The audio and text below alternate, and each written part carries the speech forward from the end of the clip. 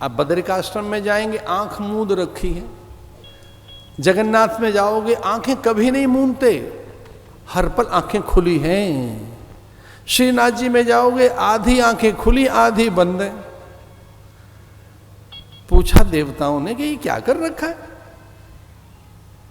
आधी आंखें क्यों खोल रखी हैं?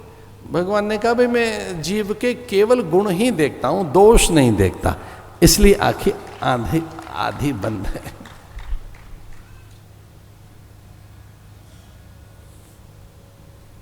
लेकिन जगन्नाथ में तो पूरी खुली है।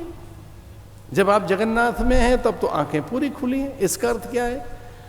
भगवान ने कहा कि वहां मेरी प्रतिज्ञा है कि कोई भी पाप है तो मैं खुली आंखों से देखता हूं, उसका हरण कर देता हूं, वो जैसा भी है फिर मेरा ही है। पर ऋषि कहां छोड़ने वाले थे? फिर पूछ लिया कि वे बद्रिकाश्रम में, वहां तो आंखें बंद है, आंखें खोलते ही नहीं आप। तो भगवान ने कहा भाई तपस्या कर रहा हुआ आदमी तो आंख मूंद कर तो तप करेगा, आंख खोल के भजन होता कहां है? हम वहां तपस्वी हैं। बद्रिकाश्रम में तो मैं तप कर रहा हूं, पर आंखें क्यों बंद हैं? तो भगवान ने कहा जो यहां पहुंच ही गया उसका तो कल्याण होना निश्चित ही है। विदुता शेष कल्मषा,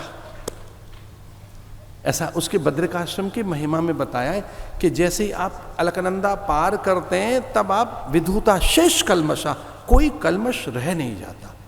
उसी समय अलकनंदा आपके सारे कल्मश, कंदर्प, दर्प, पाप, काम छीन लेती हैं, आपको योग्य बना देती हैं सर्वथा।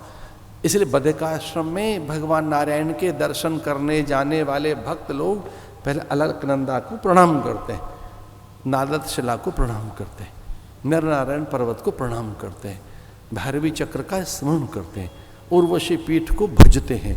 वहाँ उद्धव हैं, नारद जी हैं और नर नारायण हैं, कुबेर जी हैं।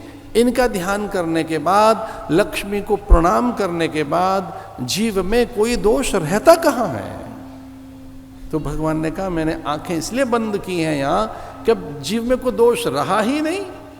जब कोई दोष ही नहीं रहा, पाप ही नहीं रहा, तो क्या उद्धार करें? वो तो आनंद के लिए द्वार पर आया है। भगवान की लीला है साहब, ये तो अद्भुत लीला।